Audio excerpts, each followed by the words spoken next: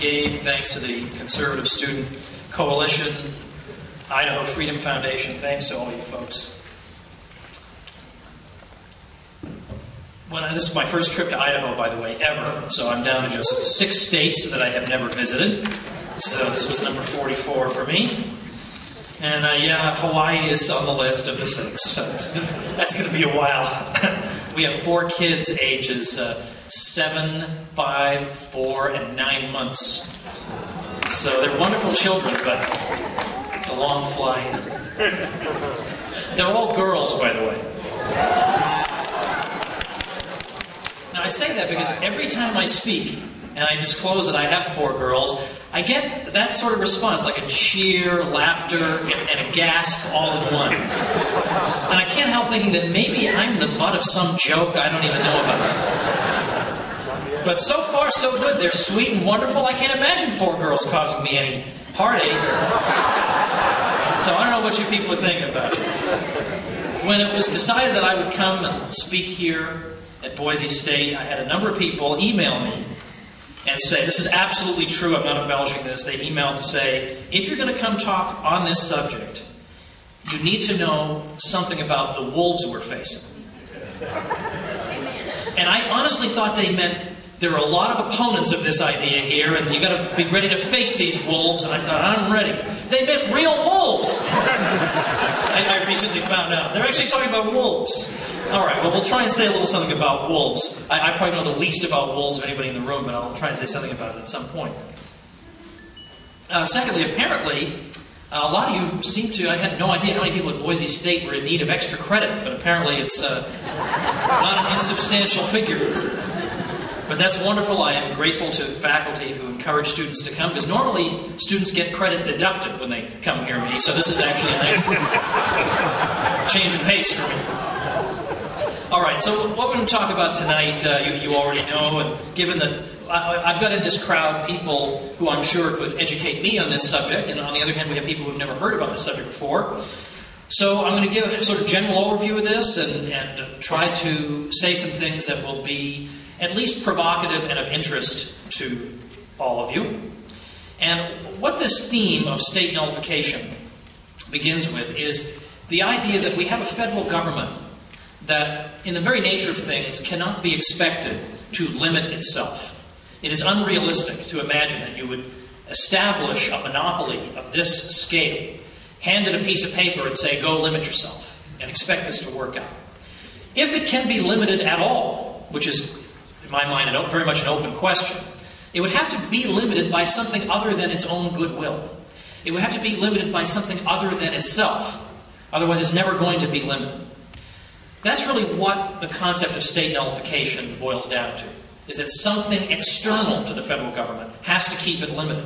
Just simply pointing to a piece of paper is insufficient. Our wise public servants need rather more of an encouragement to stay hewing to the constitutional text than that.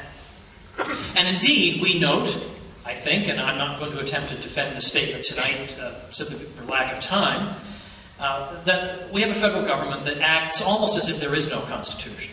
Now, that's not to say that we don't have a presidential election every 4 years, and senators don't serve 6-year terms, and so on and so forth. Those things are still observed. These procedural norms are still observed. But my argument here is that the content of the Constitution, what's important about it, is that it's supposed to limit government. You don't need to have a written Constitution to establish the length of the terms of the president and other procedural norms like this. The British do not have a written constitution, yet they have fixed terms. They have all these procedural norms.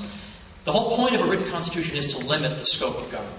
Whereas today, you mention the Constitution, and you're either laughed at, or you're probably some kind of an extremist with sinister intentions, or maybe we've got to put you on a watch list, or whatever. And you can have all the quotations from the Founding Fathers you want, and it doesn't matter. You're immediately suspect.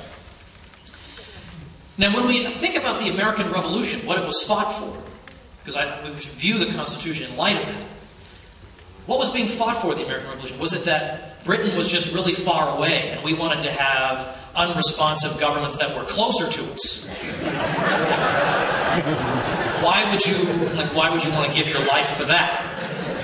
No, the idea was self-government, that the British were continually and threatening to amplify their interventions in the lives of the colonists and in the normal procedures of the legislatures of the colonies.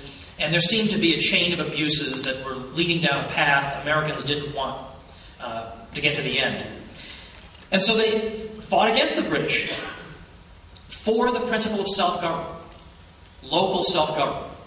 Not that we could have one giant blob ruled over by one central government, but that rather we would have a multitude of self-government entities, in effect. We'd have a whole bunch of states. The colonies become states at independence. We would have this instead of what was becoming the drearily predictable norm in the world by the late 18th and 19th centuries of highly centralized states in which one power center dictates to everybody. This was going to be a little different. The United States was supposed to be a little different from every other run-of-the-mill country in the world. It was supposed to be a collection of self-governing communities.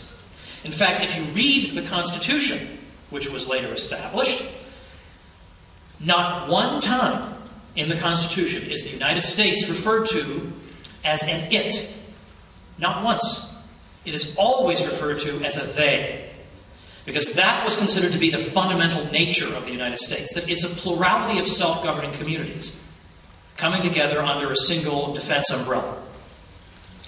Now, we've been told, however, that it would be unreasonable for us to hew too closely to the original intent of that written Constitution, and that instead we should think of the Constitution as a living, breathing document that changes with the times. And superficially, nothing could be more reasonable. How could a document from the 1780s be relevant to us in 2010? It needs to be living and breathing. Well, there's a sense in which that statement is legitimate, and a sense in which it is not. It's legitimate in the sense that the Constitution contains within it an amendment mechanism. You can amend the Constitution if you want to insert something. But what Thomas Jefferson was afraid people would do instead is precisely what they do today. Well, we'd really like the government to do X, Y, and Z, and it's not in the Constitution, but it would sure be a pain to amend it, so let's just go ahead and do it. And Jefferson said, well, then you might as well just have a blank piece of paper for a Constitution. That's not a living, breathing Constitution. That's a dead Constitution. Because how can that Constitution protect your liberties? It's dead. It is no guardian of the people's liberties if the government can, from one day to the next, determine what it means. Oh, I'm sorry, citizen. Yesterday, when you ratified the Constitution, it meant this. But today, your wise overlords have decided that it needs to mean that. Obviously, this is just a tool of oppression. No one would have ratified a Constitution that meant that. No one would participate in a living, breathing poker game.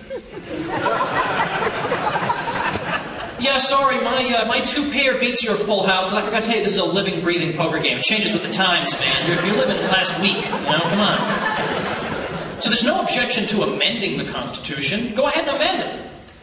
The objection is to the idea that judges, who, let's face it, judges are just politically well-connected lawyers. I mean, we shouldn't have this superstitious reverence for them. That judges will, from one day to the next, instruct us on what the text of the Constitution means. Well, then they run the country. Then we have no Constitution. And so this is what Americans fought against in the American Revolution. They actually fought against a living, breathing Constitution. That's what the British had. They had a living, breathing Constitution. Because the British had no single document to point to as their Constitution, they had a series of documents, and they had customary practice. And so if the people had enjoyed a certain liberty for hundreds of years, from time immemorial, then that was considered to be a traditional liberty that you enjoyed by virtue of being a Briton. But what began to happen as the 18th century wore on was that because there was no written constitution to point to, the British government was doing things that clearly violated customary practice, that clearly ran contrary to established tradition. And the colonists said, now wait a minute, you're not allowed to do this because you've never done it before. And we've always been safe and secure in our homes and so on and so forth, and from different types of taxation. And the British answer was, well, look, it's constitutional because we say it is.